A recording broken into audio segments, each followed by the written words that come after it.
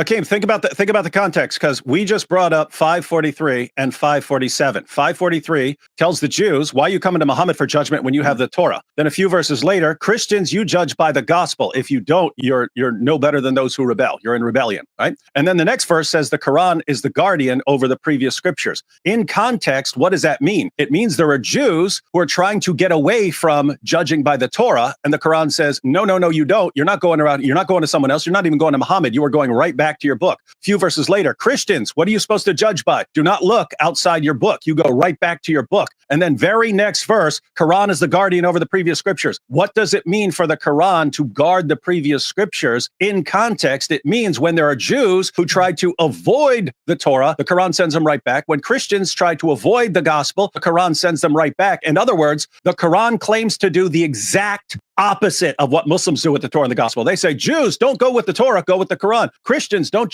go with the gospel, go with the Quran. They're saying the exact opposite. And so the Quran is guarding the previous scriptures, not only from Jews and Christians who don't want to follow them, but also from Muslims who want to deny them and want Jews and Christians to reject them. So Allah is guarding the previous scriptures from you and your sheikh and your imam and everyone else who wants to deny them. Okay, you're entitled to your opinion. That's obviously that's what Allah says. That's Allah. That's Allah. I'm telling you what Allah just said. Give me one word that I just said that is not directly from that text. What did I say? So beautifully executed. I love. No, that was not beautifully executed. What part of what I just said did I not get directly from the text? Because that's not, the Quran does not say that the Torah that we have, that the Jews and the Christians had, is perfect and perfectly preserved. No Muslim argues that. No commentary. I got you. No commentary that says that the Torah is completely intact. Do this for us. Whoa. He just said no commentary. No commentary. He said no commentary. Let's put it on the screen. I got a commentary for you. Do you know who Ibn Kathir is? You know who Ibn Kathir is? Okay, and when did Ibn Kathir live? You said no commentary. You said none. You said there's no commentary to say that the Torah, the Old Testament, the New Testament, which you guys been talking about all day. Now you're waffling. But you can't say that. Let's look at what the commentary says. Al-Bukhari reported that Ibn Abbas said that this ayah means that the alter and add, although none amongst Allah's creation can remove the words of Allah from his books, they alter and distort their apparent meanings. They cannot change Allah's words. Jai, you're lying. There is no commentary that says. I've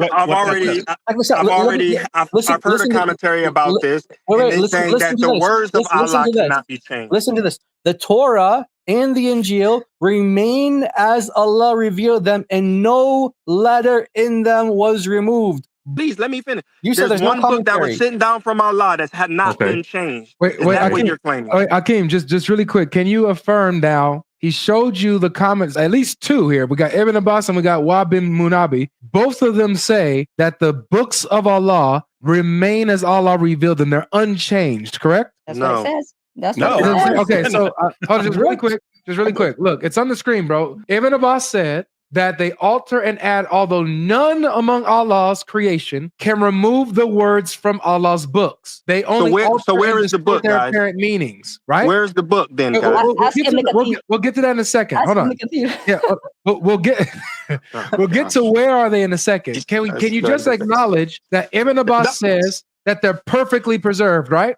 I do not believe that that's what they're saying, because where are the books? It's in front of you, dude. The books, they're on my bookshelf. Guys, you don't last long. I'm saying the logic, guys, come on. The logic in what you're saying is then that means there should be some book somewhere where it's literally revealed from God, sent down, if only, never been changed. Hey, if only, my fellow Christians, if there was an example of some Torah and gospel out there that Christians have maybe been using, maybe even before Muhammad's time, maybe for I don't know, 2,000 years or so. If only there was a book out there that we had, that we was reading, that we was using to represent the scriptures. Oh, only if only. No, wait, David, you realize you said there's no commentary. There's no commentary. Exactly. The Torah's been preserved. They give you commentaries, and then you deny what's on the screen. Why do you deny what's on the screen? Because you're used to doing that with the Quran. Exactly. When Allah says Jews don't need Muhammad because they have the Torah, you say, no, stop lying, Allah. When the Quran says that Christians have to judge by the gospel, you say, stop lying, Allah. That's not what they're supposed to judge by. They don't have that. In 568, Allah says that the people of the book, Jews and Christians, have no ground to stand upon unless they stand fast by the Torah, the gospel, and all the revelation that's come to them. You're saying, stop lying, Allah. They don't have either one of those. That would, if Allah, if you're speaking the truth, that would mean they have them. But that makes no sense because I've decided, based on what my dawah guys say, that they don't have it. You have a man-centered religion. You worship your dawah guys, not Allah. Allah is very clear.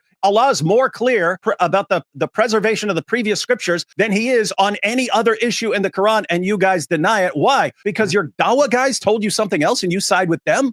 Muhammad said that if Allah says something and you listen to a man tell you something different, you're worshiping that man. So congratulations. Modern Islam is the biggest bunch of mushriks I've ever seen.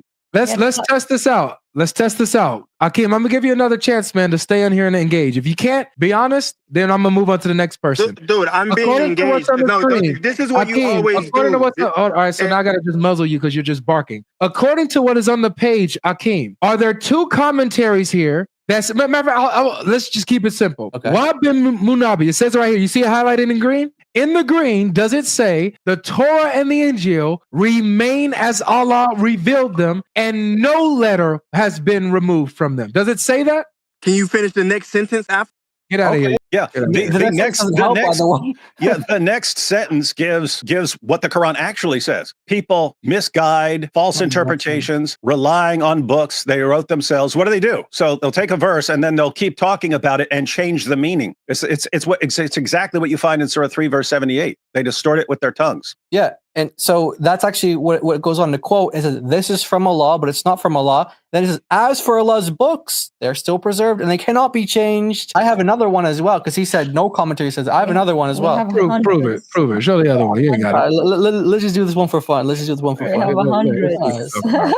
Ain't no way, man. There's not going to be two. So this is Ibn al-Qayyim's book. Who is Ibn Qayyim? So a student of Ibn Taymiyyah, someone who's a student next to Ibn Kathir. So this is who this guy is. Right. He's right there with Ibn Kathir. Both of them were students of Ibn Taymiyyah. This is why it's important knowing who Ibn Qayyim is. So Ibn Qayyim, student of Ibn Taymiyyah, side by side with Ibn Kathir. And what does he talk about, guys? So he quotes the hadith where Muhammad puts the Torah on a cushion and he says, I believe in you and he revealed you. So he says that there's a group of scholars who say, based on that hadith, they say that if something was substituted and changed, then he wouldn't have placed it on the cushion and he wouldn't have said, I believe in you and he revealed you. And then he asked for interpretation. What's their interpretation of chapter 6, verse 115? They quote the verse that none can alter the words of Allah. He is hearing the knowing. And they said, and his Torah, the Torah is from his words. Wait, hold on. I'm a little lost because Muslims today, they tell me that hadith is weak. So you mean to tell me that there's Muslim groups way before all these guys who was using this hadith as evidence for the preservation of previous scriptures before us? Ibn Kathir quotes it too. Ibn Kathir quotes it. Al-Albani says it's sahih, it's authentic. Abu Dawood, there's something called silence is consent in Islam. Abu Dawood had a rule. The rule was if he doesn't comment on it, it's valid. So Al-Albani said it's sahih. Abu Dawood didn't comment on it, so therefore it's authentic. And then you have this whole group of scholars that's by Ibn Taymiyyah's student, Ibn al-Qayyim, who say that actually based on that hadith, which is because it's authentic, none can change Allah's word. So they interpreted, he asked for a commentary, chapter 615 to be that the Torah is from his words, therefore it can never be changed.